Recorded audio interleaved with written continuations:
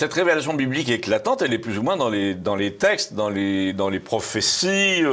On prétend l'équivalent du Graal, c'est-à-dire du sang du Christ ou de la couronne d'épines, va être retrouvé à la fin des fins, et que celui qui découvrira le lieu du secret va en tomber aveugle. Vous aurez peut-être remarqué comme nous, depuis quelques semaines, voire quelques mois, des modifications au niveau de votre sommeil, de la récupération que l'on doit avoir au niveau du sommeil qui est moins bonne, un cerveau qui ne fonctionne peut-être plus tout à fait comme d'habitude, des états de conscience qui se modifient, voire qui arrivent alors qu'avant vous n'étiez pas vraiment sensible à cela, etc., etc. C'est probablement l'effet de la comète 3I Atlas qui envoie des signaux qui sont captés par le cerveau. Et donc, nous avons des retours sur Internet de électroencéphalogrammes qui sont faits à des gens, par exemple dans des institutions, et qui sont en relation avec les émissions captées par l'astrophysique, les émissions d'ondes spéciales de 3I Atlas. Alors tout ça évidemment est un peu confus, mais pour nous, cela a un sens absolument unique et essentiel, dans la mesure déjà où on parle de pulsation de la comète. Donc évidemment, nous, avec notre pulsation du cerveau vibratoire quantique, on est aux premières loges, si j'ose dire. Donc l'idée, ça a été évidemment de travailler, et ça depuis un certain temps, sur justement les effets de 3I Atlas, de la comète, sur le cerveau vibratoire quantique, afin de le mettre à jour, si je puis dire, ne pas se laisser entraîner par un marasme intérieur, on peut dire un marasme électromagnétique qui peut nous amener à la confusion et à la dégénérescence peut-être. L'idée donc a été d'introduire, si je puis dire, la glande pinéale qui est le régulateur des ondes cérébrales, et plus encore d'ailleurs, c'est le grand coordinateur du système temporel des cellules avec les battements du temps, c'est le grand coordinateur, mais la nuit, c'est cette glande qui nous permet à la fois de regrouper tous les éléments épars ou qui se sont désagrégés pendant la journée, et la nuit, on doit retrouver une cohérence pour que, avec le sommeil, on soit en accord avec notre plan architectural de base dans un autre espace-temps, et c'est celui-là qui va nous reconstruire à chaque fois. Et on retrouve à chaque fois une santé le matin, enfin normalement, lorsque l'on est bien, entre guillemets, connecté. Donc quand la glande pinéale est en bon état. Donc l'idée, ça a été de voir si il nous manquait pas un petit élément, c'est-à-dire de tester la glande pinéale par rapport à 3I Atlas, aux émissions, pour voir si elle était bien coordonnée avec toutes ces émissions un peu spéciales, nouvelles, voire un peu surnaturelles même, et que cela nous perturbait notre fonctionnement intérieur. Et la réponse a été oui. Notre glande pinéale est en plein bouleversement, en plein essor, en pleine restructuration, voilà tout ce qu'on peut dire comme ça, pour qu'elle reçoive et elle se mette en cohérence, donc en syntonisation, j'aime bien dire ça aussi, ou en cohérence de phase, comme je dis également, avec donc 3I Atlas. Et donc, la glande pinéale change de fréquence. En fait, on teste nouvelle fréquence de la glande pinéale.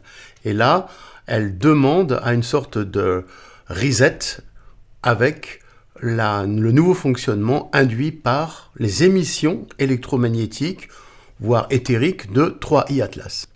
Donc cela permet de suivre le cours des événements, on peut dire là, astronomiques, qui après se répercutent dans notre corps, système astrobiotique, même si c'est pas un as, c'est une comète, mais l'information qui en émet est équivalente. C'est une information qui passe par l'éther. Donc c'est pas les ETHER. Donc le système invisible qui donne une communication ubiquitaire avec le tout, le grand tout. Et donc voir que cette glande pinéale devait être, entre guillemets, un petit peu, allez, on va dire bichonnée. Et donc la glande pinéale, la voilà en première loge. Mais maintenant, la chose qui va vous surprendre encore plus, je pense, c'est ce message de Macron qui était justement à ce niveau-là. Et on le trouve dans sa photo donc officielle de président. Alors cette photo a fait couler beaucoup d'encre pour les décodeurs en général. Moi je pense plutôt un peu les déconneurs, mais bon, les décodeurs qui sont complètement passés à côté du véritable message occulte qui est véhiculé par cette photo. Et on ne peut pas trop leur reprocher parce que tous les gens qui décodent au premier degré, eh bien, ne sont pas passés dans l'autre espace-temps comme il le faudrait pour avoir la réalité on peut dire du complot messianique, puisqu'on en parlera après, du complot messianique. Et celui-là, ce complot avec ses interprétations, sont en effervescence avec la comète. C'est comme si, par tous ces messianiques, donc les gens qui ne nous aiment pas beaucoup, étaient déjà prévus depuis longue date. Donc c'est l'arrivée, un peu comme pour le Christ, on en a parlé avec Gaëtan de Salvatore, donc l'étoile du berger, et là c'est l'étoile de la rue Berger. Donc, reprenons maintenant la photo de Macron. Nous avons tous les symboles qui sont au niveau de cette photo, qui sont à réanalyser au niveau de leur sens ésotérique, vibratoire, quantique. Le premier, eh bien voilà, c'est le coq. Alors, ça va nous ramener à la glande pinéale. Pourquoi ? Parce que le coq est un animal qui a la plus grosse glande pinéale, donc celle qui régule le jour et la nuit, au niveau biologie, et qui donc lui permet de chanter le matin à chaque fois. Donc l'idée déjà du lien entre le coq et la glande pinéale qui est en train de se modifier avec 3i Atlas, ou de faire un reset, si on peut dire en anglais, eh bien est là. Ce qui est quand même fou. Comment est-ce que, au moment en 2017, les complotistes, les savants, les je sais pas quoi, enfin bon, les messianiques, pouvaient savoir que ça se passait. Mais c'est probable, avec certains télescopes, notamment à Castel Gandolfo, au niveau du Vatican, c'est possible qu'il y ait déjà eu une perception. Donc c'est une hypothèse. Et n'est-ce pas aussi curieux de voir le coq perché sur une cloche qui ressemble à die Glocke, c'est-à-dire le mécanisme ultraterrestre des nazis, assimilé à une soucoupe volante qui permettait de voyager dans l'espace-temps. Donc, le coq se reflète sur, soi-disant, 2 portables.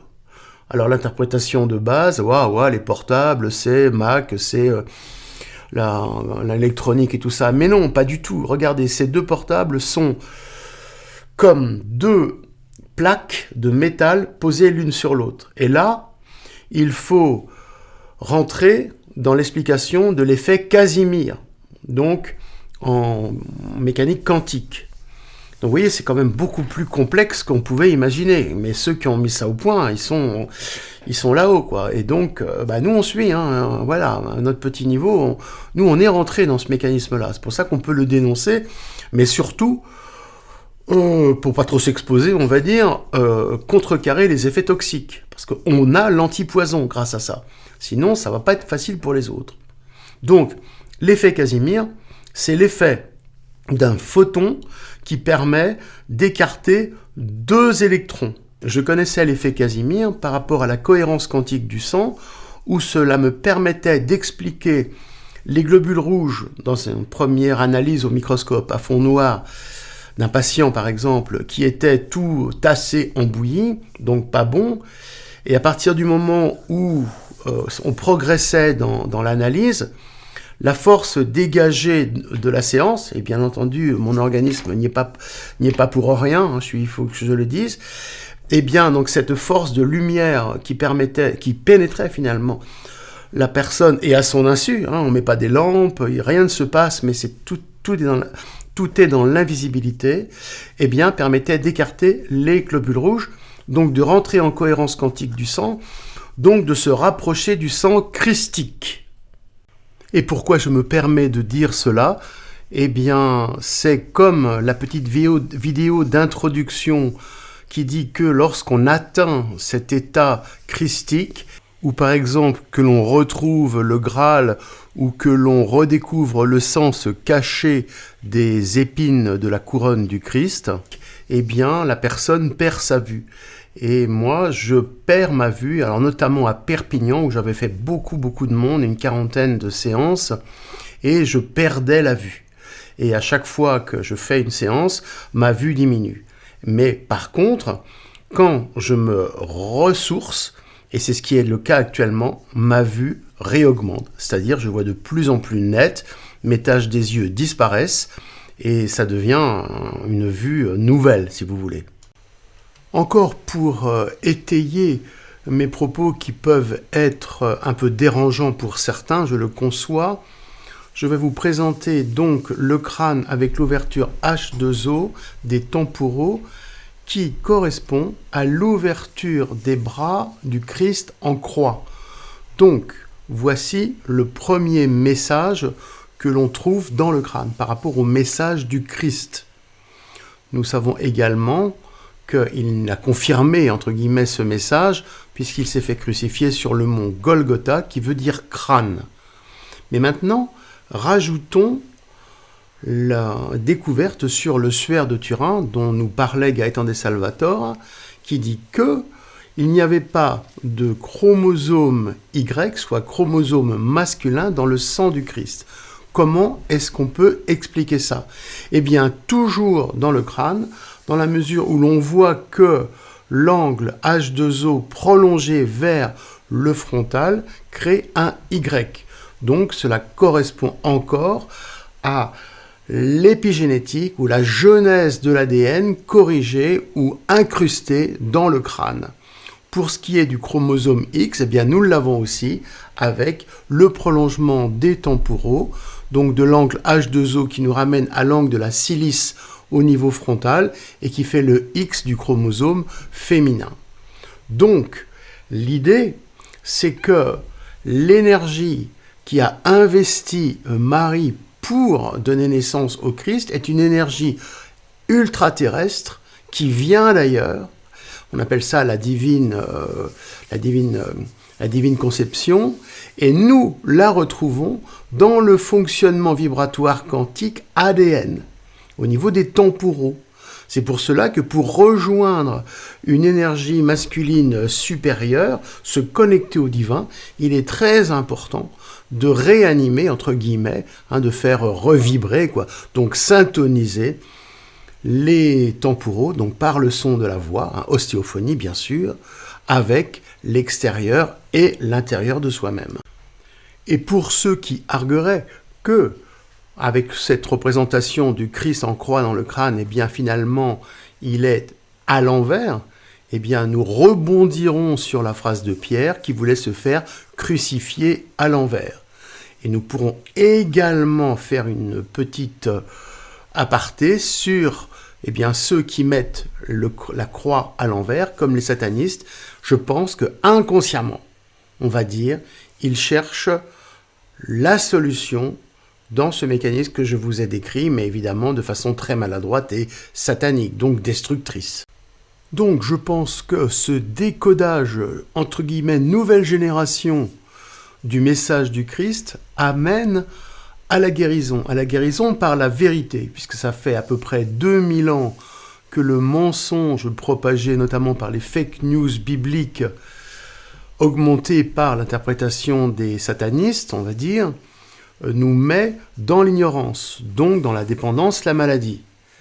Et pour vous illustrer quelque chose qui m'est arrivé 2 fois, que je vais oser dévoiler, quand j'ai lu la première fois le livre de Gaëtan di Salvator, et puisque nous avions déjà eu un entretien, et bien sûr je voulais continuer à échanger avec lui, eh bien j'ai senti une force incroyable se manifester en moi, et qui m'a été vraiment comme une source de jouvence, une source de régénération. Et le phénomène a recommencé lorsque pour l'interview qui est dans la vidéo d'avant, eh bien sûr je l'ai appelé, j'avais encore une sorte de grippe Covid qui passait pas vraiment, en ce moment c'est pas facile, même avec nos petites fioles, et là, comme par miracle, ça a disparu le lendemain. Donc l'idée, c'est que ce monsieur a eu un contact supérieur, je crois, avec Padre Pio, avec un sang de Padre Pio qui l'a un petit peu sali sa chemise, enfin il le dit mieux que ça. Et quand on allait à la messe de Padre Pio, ça durait 2-3 heures, hein. Et des fois, il s'oubliait complètement, il était en extase. Et puis après la messe, on allait le voir, le Padre Pio, il nous prenait dans les bras, il nous embrassait, et puis il nous tapotait sur la tête. Et une fois, en me tapotant sur la tête, il avait sûrement les stigmates, et il y avait du sang qui coulait. Et donc, qu'est-ce qui s'est passé? C'est qu'une fois, il y avait du sang qui a coulé sur ma chemise blanche. Et puis, cette chemise, ma mère, elle a fait don à la paroisse. Et que je pense que le contact avec ce sang a modifié son mécanisme et que la vérité qui sort de cet homme et qui se retranscrit dans son livre, eh bien, émane sur nous et nous donne un mécanisme de guérison. Alors je vous assure, je n'ai aucun conflit d'intérêt, aucun pourcentage si vous achetez son livre, mais voilà ce qui m'est arrivé. On va de plus en plus dans nos recherches vers l'interprétation ou vers on se rejoint dans le Graal, dans le système du Graal, donc le sang du Christ. Le sang du Christ était probablement, et de toute évidence même, un sang pour nous en cohérence quantique, donc pas de bouillie. Donc, je rappelle, pour nous, en système vibratoire quantique, le Graal, le sang du Graal, c'est le sang du Christ, donc un sang christique en cohérence quantique, les globules rouges tout détachés, et le vase, donc le vase du Graal qui aurait reçu le sang du Christ, c'est la selle turcique. Autour, nous avons le polygone de Willis. Maintenant, suivant, on a la pendule à 8h20. Alors, on dit, oui, 8h20, c'est le maître des horloges et tout ça. Non, pas du tout. Ça serait trop simple, évidemment.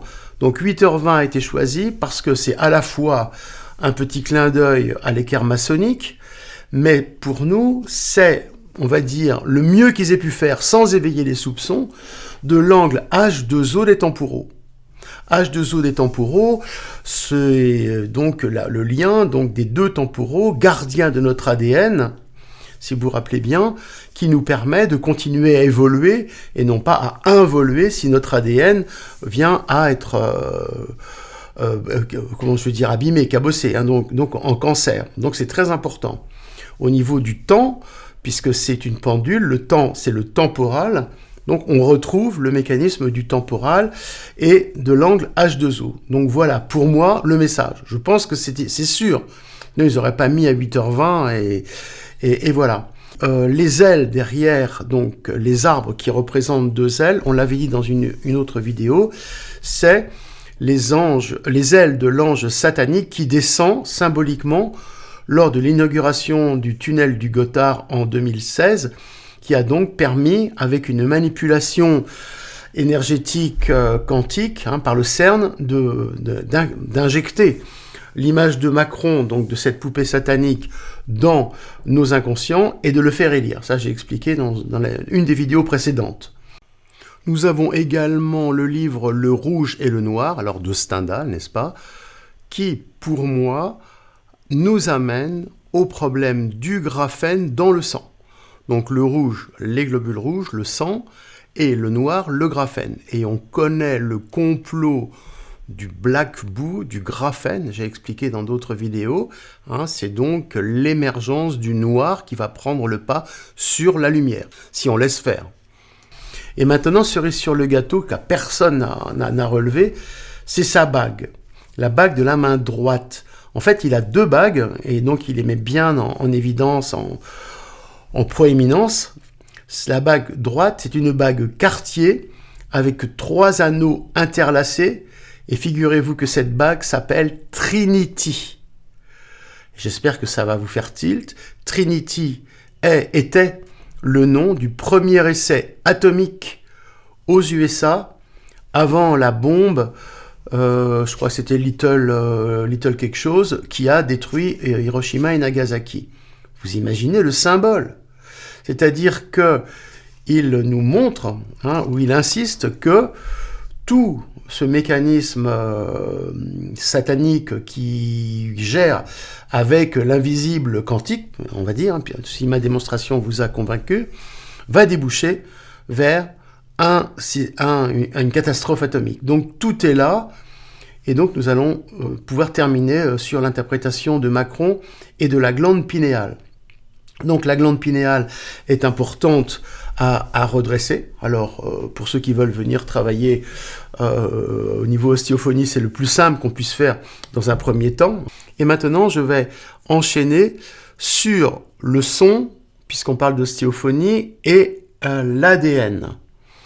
Comment est-ce que, en travaillant le placement du son, on peut travailler sur l'ADN, donc le préserver, et ainsi remettre à l'unisson nos cellules osseuses au niveau ostéophonie et corticales au niveau du cerveau et du cerveau vibratoire quantique, pour nous le grand organisateur Médusa. Comment est-ce qu'on peut penser que ça marche? Eh bien tout simplement par les expériences du son qui modifie l'ADN, c'est-à-dire ou l'inverse, l'ADN qui peut être lu comme une partition musicale. L'ADN est comme des notes de musique.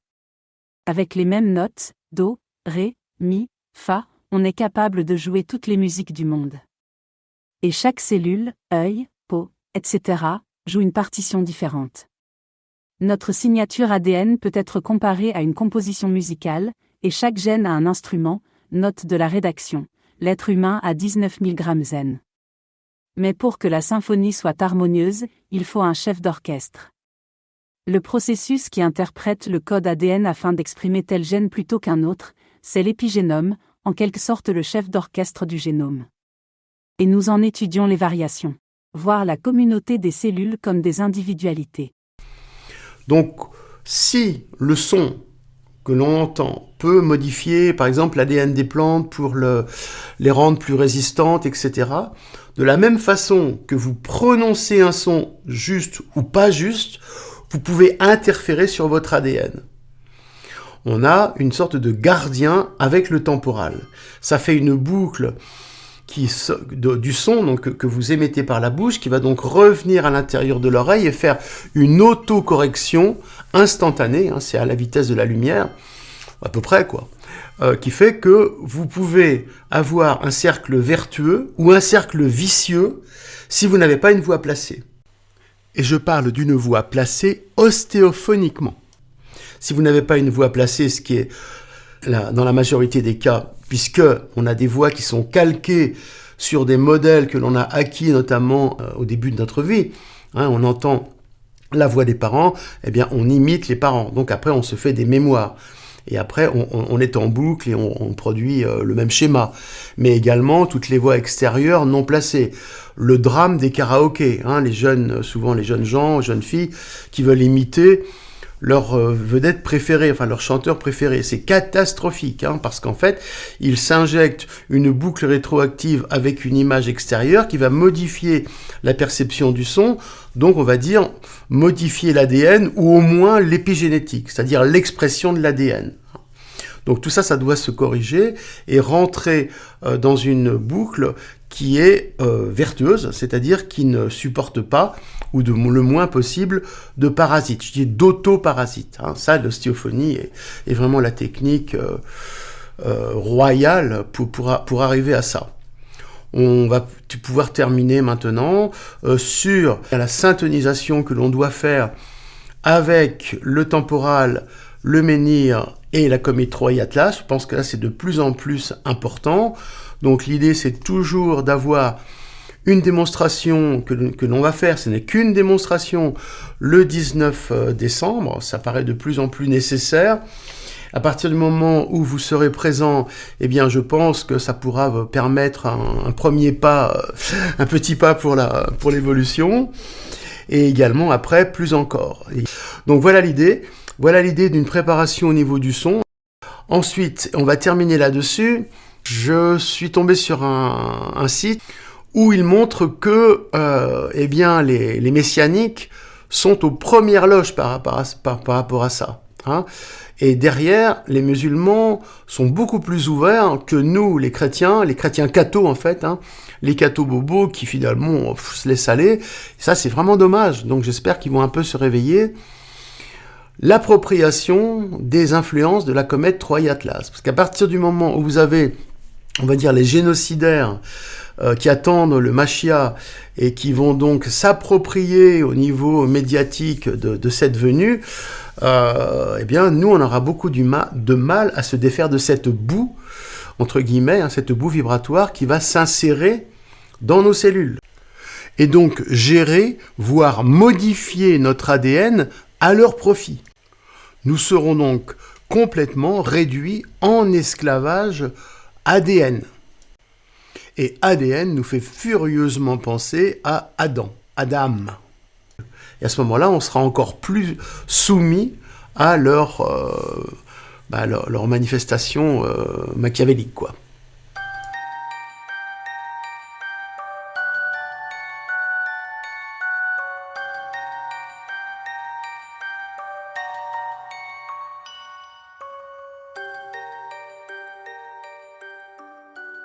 Salut à tous, je vous fais cette vidéo rapide pour vous mettre en garde. Vous mettre en garde contre une étrange rumeur qui monte doucement mais sûrement.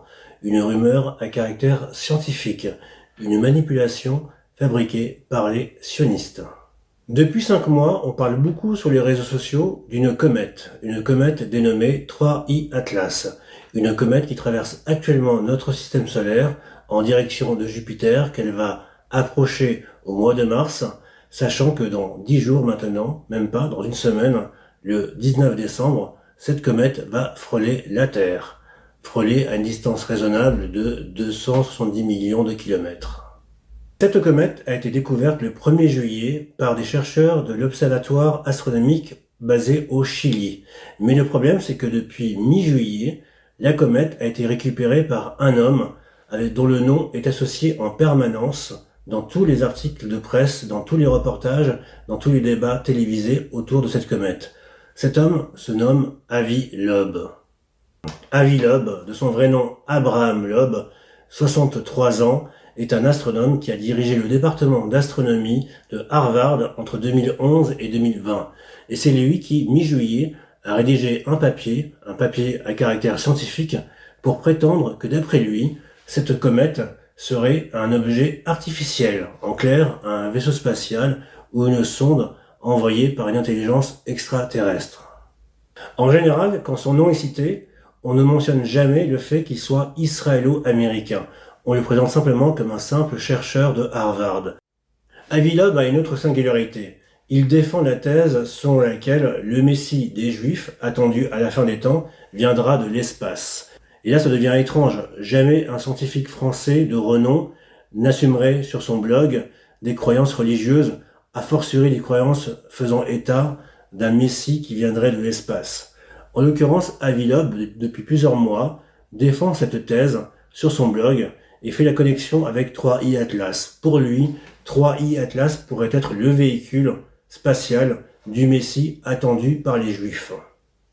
Et donc nous avons là un homme, Avi Loeb, qui défend souvent Israël sur son blog, qui bien sûr était indigné par le 7 octobre, mais qui n'a jamais eu un mot sur les morts de Gaza, Avi Loeb, chouchou des médias, notamment américains et israéliens, qui défend la thèse que non seulement la comète 3I Atlas est un vaisseau donc d'origine extraterrestre, mais en plus qu'il pourrait contenir le Messie attendu par les Juifs. Autrement dit, l'espérance messianique juive est en train de se jouer en ce moment même avec le passage de la comète 3I Atlas, qui va non seulement frôler la Terre dans une semaine, mais qui va atteindre Jupiter dans 3 mois. Donc retenez bien ceci, malgré la présence effective de nombreuses anomalies dans la comète 3I Atlas, sa trajectoire, sa nature, le fait qu'elle dégage du méthanol et du cyanure, le fait qu'elle a un comportement assez atypique par rapport à toutes les autres comètes qu'on ait pu voir jusqu'à maintenant, bref, malgré toutes ces anomalies, certains, comme Avi Loeb, veulent vous faire penser, croire, que cette comète a un but. Concrétiser l'espérance messianique des Juifs. Amener l'avènement d'un âge d'or pour le peuple juif et pour Israël. Cette révélation biblique éclatante, elle est plus ou moins dans les textes, dans les prophéties. On prétend l'équivalent du Graal, c'est-à-dire du sang du Christ ou de la couronne d'épines, va être retrouvé à la fin des fins, et que celui qui découvrira le lieu du secret va en tomber aveugle. Je me souviens plus si c'est dans les prophètes, je veux dire laïcs, comme Nostradamus, ou si, en tout cas, c'est une légende qui court. Et moi, je m'en sers volontiers.